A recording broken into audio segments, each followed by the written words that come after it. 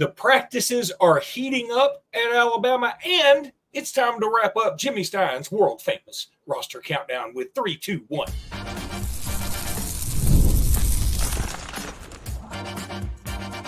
You are Locked On Bama, your daily podcast on the Alabama Crimson Tide, part of the Locked On Podcast Network, your team every day.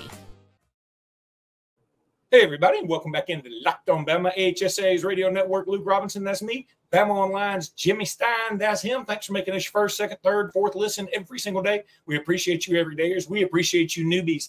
This episode is brought to you by FanDuel, and today we wrap up the world-famous roster countdown. And boy, I just got a sneak peek, and there's a shocker in here, folks. We'll get to it in the next couple of segments. But, Jimmy, we've got to get back into practice. Alabama had practice this morning in Tuscaloosa, of course. It'd be weird if they had it somewhere else. It's Junction. Yeah. They zipped over to Junction, Texas. But it does feel like Junction, Texas out there. I mowed my grass at like 8:30 this morning. And, I mean, I was sweating like you wouldn't believe. Now, I got high blood pressure and everything else, but it doesn't matter. It's hot. And so, yeah, it's got to be tough times out there during practice. But what'd you see today? Yeah, me and Charlie Potter from BOL went out to the practice fields. And, today we made a concerted effort. This is our fourth day of covering practice. And sometimes we split things up. So Charlie covers some things and I cover others. But today we stuck together. We went to the far side for the first time. It's a little bit of a walk. And the problem with it, I mean, everyone's going to have a different opinion, and it's hard to have an opinion when you're not there to see the setup. But, some things are right in front of us and some things are on the far side. You can walk over there, but we only have a certain amount of time. So if you're walking on the far side to go see things you don't normally see, you could miss some things, and the clock is ticking, man. You've only got so much time. But we did decide to walk the far side because we wanted a better look at the quarterbacks and receivers, which generally are on the far side of the field for us. Stopping along the way, we saw corners and safeties work different. And but anyway, talk chronologically, the first thing we saw, which was new based on what we've seen in the viewing periods, was they actually had an offense on the field. That was the first time that they had done that. Had all 11 lined up out there. Milrow at quarterback, a first-team offensive line. A little bit of surprise. Caden Proctor was with the ones at left tackle for the first time that we saw. But is it a surprise? I mean, you knew. Well, he wasn't out there the first couple of days. I know, but we've talked about it's coming. Yeah, exactly. Yeah. So we knew that would. I was just a little surprised in the sense of, wow, what are we in practice for? Yeah, there is. But Kalen DeBoer later talked about, and Chris Kapelovic yesterday with the media said, "You scared me. I'm not Chris." Coach Cap said, hey, I'm not against rotating at tackles if all three guys show they can handle it and it's a beneficial to the team. I'll rotate. But anyway, Proctor was with the ones. Milrow with the quarterbacks. I wouldn't read too deeply into this, but when Milrow was out there, Justice Haynes was the back. When Milrow came out, Jam Miller was the back with Ty Simpson. When Ty came out and it was the third group, it was Austin Mack with Richard Young at running back. And when Lonergan came in with the fourth group, it was Daniel Hill. So that sort of lines up based on what you would expect. Walked over and watched quite a bit of the cornerbacks. Xavier Brown has a little soft cast on his left wrist. That's interesting, but it didn't keep him out of a single drill. He missed nothing. He wasn't in a, he's just practicing just like all the other corners. He just has a little cast on his left wrist. He looks great, by the way. And Bakwe is a guy I noticed when you go through the drills and you're that close and you can hear the coaching. And Bakwe is a guy that consistently got good marks from Mo Linguist. Mo Linguist was like, every time, was like, hey, good rep, Bach, good rep. He seems to be doing really well. With the safety group, the guy that stood out to me today, like the safety that was like, wow, is Keon Sabb. I mean, he looks like $1 million to me. As a matter of fact, if you like, what does an SEC safety look like? Keon. I mean, now he's long. He's not super thick, but he's long. His build reminds me a little bit at the same age of a Ha-Ha Clinton Dix. I mean, he's just kind of long, super sleek. He gets to the ball effortlessly in those ball hawk drills. Man, I thought Keon Sabb like $1 million and finally made it to the quarterbacks throwing to the receiver group.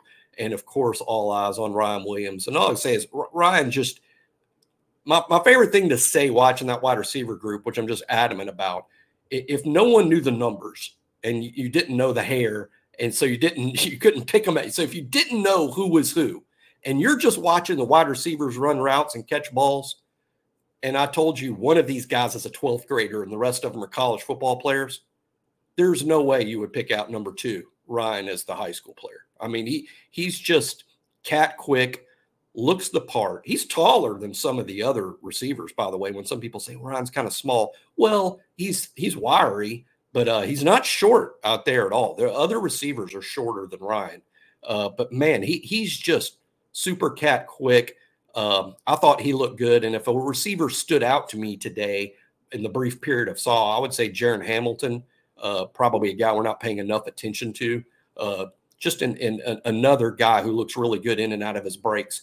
And then, of course, Kalen DeBoer spoke with the media after practice, and he had a lot of interesting things to say, including he was raving about Jalen Milroe, said that since he's been here, and DeBoer's been here through 15 spring practices, now 4 fall practices. It says since he's been here, Milroe's been better the last 2 days than he's been at any point. He's really in the last 2 days, and specifically pointed out that his deep ball was really good today.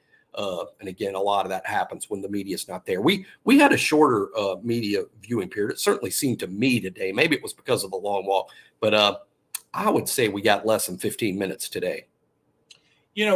One word keeps coming up when you read about or you listen to the practice reaction or even the coaches talk about it, and that word is energy.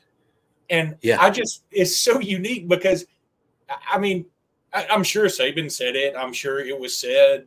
I just don't remember that ever being a part of Saban practices. Again, please, people really get confused with this. Yeah. Nobody is saying that DeBoer practices are better than Saban's. No. Saban's method is tried and true. What we're saying is it's just different to have energy be one of the words to describe it. One thing I want to ask you, Jimmy, because you've seen enough now, you've been to a few of the practices, or just about all of them. 4. Yeah. So all 4 so far. Okay. So is it as structured? Meaning, in the past, if the whistle blew or the horn sounded or whatever, the positions, the groupings moved immediately and directly. Yep. Or is it that kind of structure? Is it a little looser?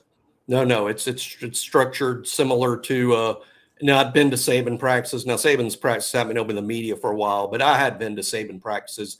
I would say they're structured similarly. And no, there's not a lot of downtime. It's very organized. The periods are every roughly 5 minutes. There's the horn blows and all the players know exactly where to go to the next period. And it's structured and organized. This is an over-exaggeration to make a point. So keep in mind, an over-exaggeration to make a point. I would say Saban practices felt very NFL. Like if you went and saw the Cleveland Browns practice and then saw Alabama practice, you would think you're watching the same league. Yeah. I mean, I thought Alabama practice under Saban very NFL-like, which I'm sure was by design and a good thing. DeBoer practices are more high school-like. And by that, I just mean the youthful energy. There's a youthful energy that maybe wasn't there before because it was very buttoned down and pro football-like before. And, and again, what I want to stress is different, not better. Not, they do it so much better now. I'm not saying that. I'm just saying they do it different now. And it comes across as, again, youthful energy, like you're watching a high school team, like these kids are so excited to be out there.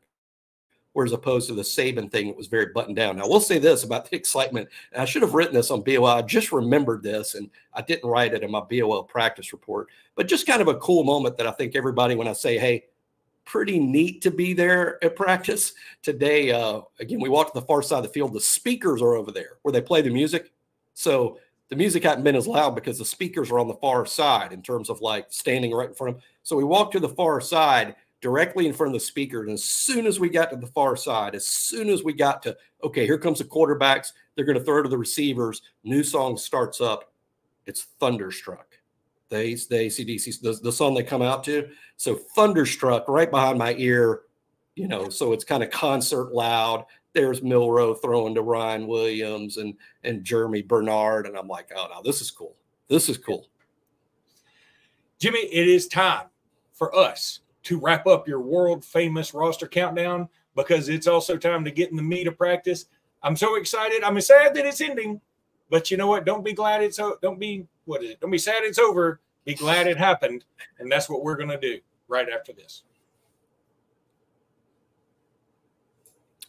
And I'm sorry. I know I'm not supposed to say right after this. I messed that up. That's on me. Don't blame Jimmy. But you can dock his pay if you want to. Passion, drive, and patience, the formula for winning championships, is also what keeps your ride or die alive. eBay Motors has everything you need to maintain your vehicle and level it up to peak performance. Superchargers, roof racks, exhaust kits, LED headlights, and much more. Whether you're into speed, power, or style, eBay Motors has got you covered. With over 122 million parts for your number one ride or die, you'll always find exactly what you're looking for.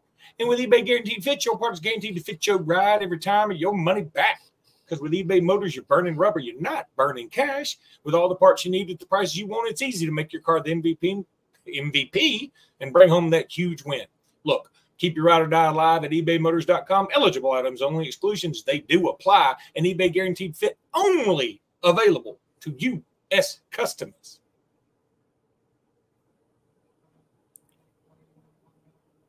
Thank you for making Locked On Bama your first listen of the day. Your second listen should be Locked On College Football Podcast. Spencer McLaughlin, who I've been on his show a million times, super dude, gets you ready for an exciting season on the gridiron with discussion on the upcoming season and the ever-changing landscape of college athletics. Look, go check out Locked On College Football today. You can check it out anywhere, and it's especially available on YouTube and wherever you get your podcast. It's part of the Locked On Podcast Network, your team every day.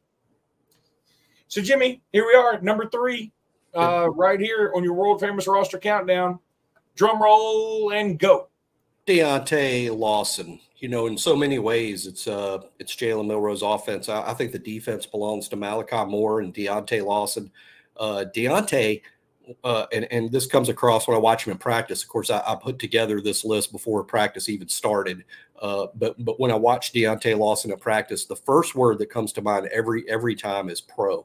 Professional. He carries himself now like a professional because he's in year 4. He has really been a starter since he showed up. Now, he got hurt his true freshman year, but he was playing linebacker as a true freshman and then was hurt after the second game and missed probably 6, 7, 8 games. So he ended up redshirting that year because he only played in 4 games. But he was going to play in every game all season long at linebacker. So really, this is a guy that has played off the bus. He struggled to stay healthy. I mean, that's a theme and a pattern with Lawson. When he plays, he's great, but he's not out there all the time because he has been hurt. But right now, he's totally healthy, carries himself like a pro. He's a real leader. To me, his comp is C.J. Mosley. He reminds me a lot of C.J. They're partly from the same town. Maybe it's because Lawson wore number 32 a lot until he changed to 0 this year. One of the great players on this team. Do you like him being 0? To be honest, no. Care? To be honest, no. And that's just because I'm old man shaking my fist at the clouds about all the players changing their numbers. For instance, today we noticed they give us a roster sometimes, for practice and just to confirm. But Miles McVay's number 58 now. He was wearing 54, and now Miles McVay's wearing 58, and we're like, why? But whatever. So the players changing numbers, I'm not a big fan of, period. So maybe that's why. But it has nothing to do with wearing 0. I'm just like, Deontay Lawson, he's number 32, to me. But what a pro. Plays the run, plays the pass, gets after the passer. He's a leader. He's probably going to have his name in the sidewalk when the season's over. Great player. And again, this is his front 7 who makes the calls. And I'm just really excited to see what it might look like if Deontay's healthy all season long. We're going to see the best Lawson we've seen. And, hey, inside linebackers aren't treated well in the draft, but I think Lawson is going to make a run at the first round. You're number 2, Jimmy. I thought everybody was in the going to be world would have #1. this #1. Yeah. But go for it. Tell everybody. Yeah, I have Jalen Milroe at 2 and not 1. And hey, it's just this one simple reason. And I thought about it a lot. And I'm a big Milroe fan, by the way. I think Milroe's got a real good chance to win the Heisman Trophy. I think he's going to be in the Heisman race all year long. And if I have a prediction, I'm not going to say he's going to win it, but I think Milroe will be a finalist. I think he'll be in New York City at the end of the year, which is fantastic. But in the end, I went with Tyler Booker over Milroe for this one reason. I think Tyler Booker is the best guard in college football. I think he's the #1 guard in this sport. I think he's going to go in the first round despite being a guard. So a first-round pick, best guard in the sport, over one of the best quarterbacks who might be a first-round pick. I just went with Booker just simply because to me it's more definitive in my mind that Booker's the best guard in college football. I wouldn't say Jalen Milroe's the best quarterback in college football. I think he's on the short list. I think he's one of the best. And I wouldn't bet significant money right now that Milroe will go in the first round. But I probably would with Booker. So I went with Tyler Booker as a guy that I feel plays his position better than any kid on the team plays their position, excluding special teams. Okay, but you gave us a Tyler Booker rundown. I need you to give me the Jalen Milroe rundown. The Jalen Milroe rundown, sure. Dynamic, great. What I think, look, I think a lot of the knocks on Milroe are the same knocks people have about any young quarterback. He's got to make decisions fast. He's got to process faster. He doesn't always make the right call. Sometimes holds on the ball too long. These are things that all young quarterbacks do, and we didn't talk about enough last year. Jalen Milroe entered last season the least experienced quarterback in the entire SEC, the least experienced. So, of course, he was going to make the most youthful errors, which he did at times. But we also saw every week the kid got better and better and better and better, and he's continued to get better in the offseason to the point that, again, I think he's going to be a significant player in the Heisman race. I fully expect to see him in New York at the end of this season. I think he's going to make a run at the first round of the draft. And I think he'll be improved. He'll be 1 year better. Now, is he going to be so good that all the critics are going to disappear? No, they'll still be, because he's a college quarterback and they're putting a lot on him. By the way, this is big. Last year, I felt Tommy Rees and Nick Saban try to take a lot off of Milroe. This year, DeBoer and Sheridan, they're going to put it on Milroe. So there's a lot more on him. And I think he's going to hold up great. It won't be perfect, though, all the time. It won't. It's still going to frustrate people at times. But overall, the playmaking, the dynamic athlete, and I know people love to talk about the legs, but I'm going to talk about him as a passer because I think first and foremost, Jalen Milroe is going to hurt people this year as a passer. It's a better offense for him in terms of throwing the ball. I think his receiver group as a whole, there's a group that's better. Last year he had Bond and Burton who were good players. I like the group, 5 or 6 guys that will all be difficult to cover. And I'm a big fan of the staff and what they do for quarterbacks and what they did for Michael Penix in his career. So I think Milroe is going to have a spectacular junior season, and I think he's going to go pro when the year's over, and we'll see if he falls in the first round or day 2. But either way, I mean, Jalen Hurts went day 2. How's that working out for him? And I've sort of always compared Milroe to Hurts. I think there's a lot of similarities between the two. There's differences also, but I think there's so many similarities. I've often compared them, and I think NFL-wise, they're almost similar, and Hurts went on day 2. I wouldn't be surprised if Milroe's more like a second-round pick. But you're a good quarterback if you're going second round of the draft. And would I be shocked if he went in the first round? No. In retrospect, Hurts should have been a first-round pick in retrospect. All right, I'm going to keep talking about these two in the next segment because I got a couple of things to add to what you just said. Sure. Of course, I'm going to tell you about FanDuel, though, because FanDuel's the best. Look, I love sports. I love them so much, I never want them to stop. But as the playoffs have already wound down, whatever you want to say, we get fewer games, and the sports aren't sportsing like I want them to. But FanDuel lets me keep the sports going whenever I want. All I have to do is open the app and dream up any bet I want anytime I'm in the mood. And this summer, FanDuel is hooking up all y'all customers with a boost or a bonus daily. That's right. There's something for everybody every day, all summer long. So head on over to FanDuel.com and start making the most of your summer, what's left of it. FanDuel, of course, is an official sports betting partner of Major League Baseball. Okay, so you said they're going to put more on Milroe this year. I agree with you. Now, there is a side of me that says, I've got some trepidation.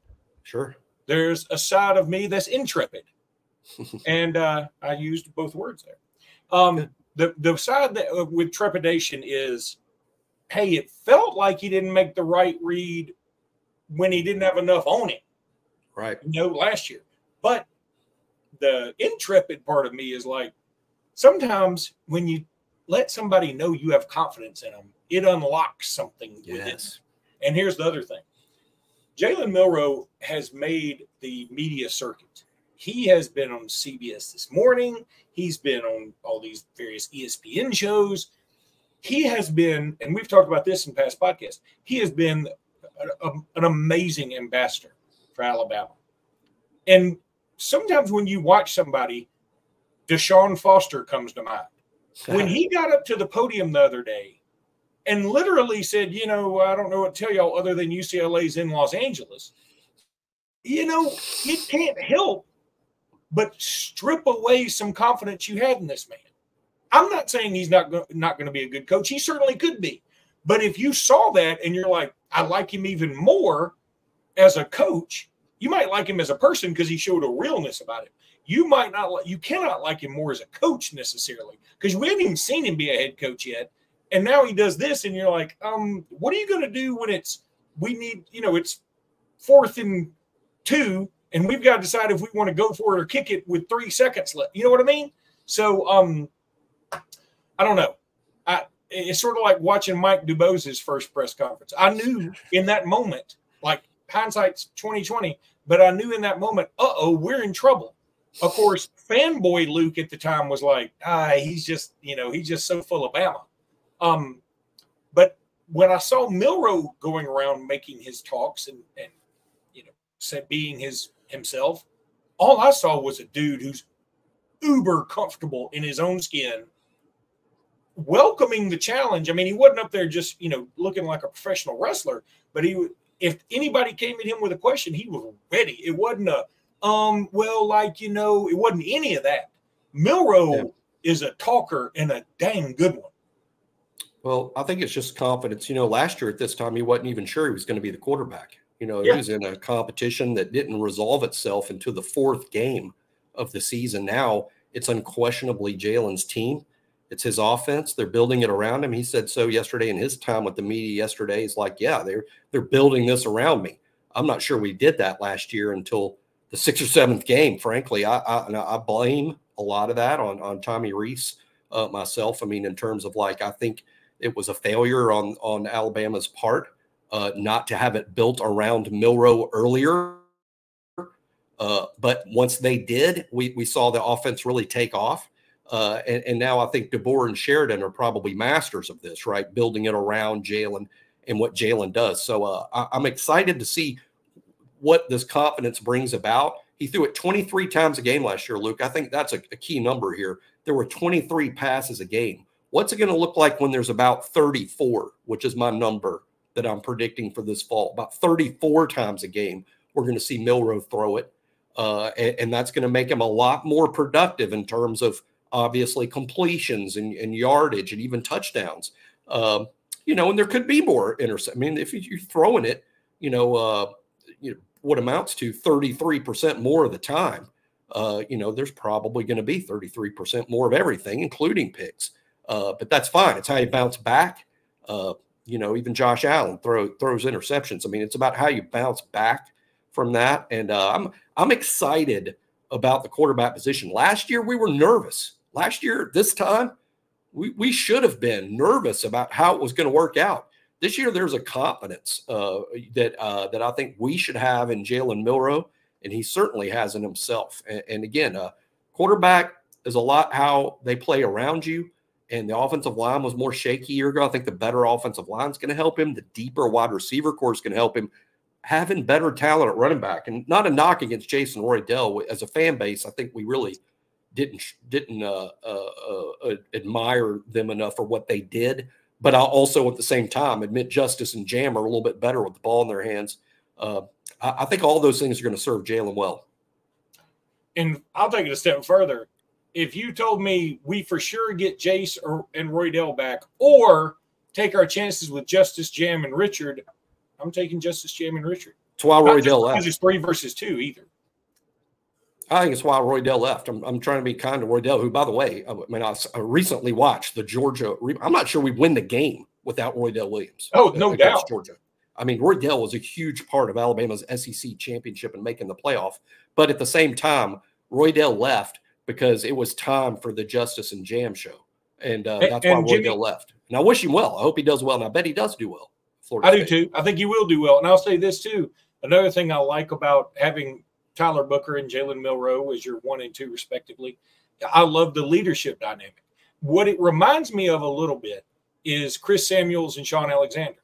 Those two were the unquestioned leaders of the team, the best 2 on the team. I mean, there were some other good players on that squad. I mean, Freddie Millens was on that squad. I mean, there were some good players.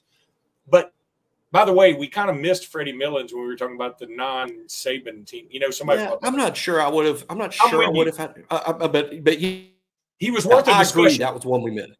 He was worth. We missed that. Yeah, we missed that. I'm not 100% sure to put him on. But that's a great catch by you and the people that listen to the show. Appreciate that. But Booker, I still have as number 1 because again, here's my thinking, and feel free to there's nothing more ripe for disagreement than ranking 86 players. Of course, y'all are going to disagree. Of course. And that's great.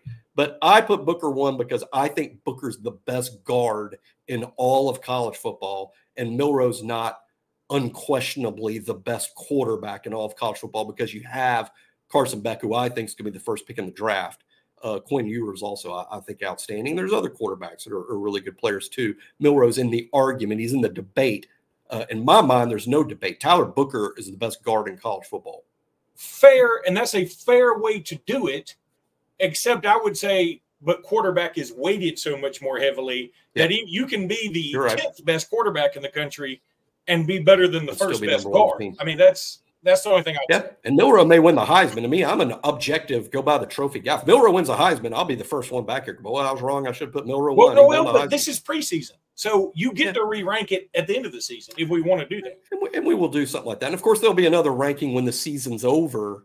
We'll rank again before next spring, best players on the 2025 team next spring. And, Milroe could come back. I don't think he will. I think, and it's because, again, I'm so confident. I think Milroe's going to play well enough to where there's going to be a fun, is he day 1 or is he day 2 discussion with Jalen Milroe in the NFL draft. That's my prediction. And boy, anybody taking that as something other than a compliment is just going too far. I think it'll be a fun discussion, day 1 or day 2 for Milroe, and I think he'll go pro. If he comes back, I would obviously be excited because how good could he be in 2025? Well, look, thanks for making Locked On Bama your first or second or third listen today. Now go check out Locked On College Football. We love that podcast. From NIL deals to never-ending conference alignment rumors, Spencer McLaughlin gets you ready, and he does a fantastic job. And look, it's just your one-stop shop. No bad snaps from Spencer McLaughlin. Yeah, he's a no bad snaps. Yep. No bad snaps from this one. There are some bad snaps from the other one who transferred apparently, but that's for another podcast. Look, of course, Locked On College Football is part of the Locked On Podcast Network, which is your team every day. And we're your team every day, and we appreciate you guys so much. Thanks for making us your first listen. Thanks to everydayers and your newbies, and we'll be back tomorrow with more. And until then, roll tide, everybody. Roll tide.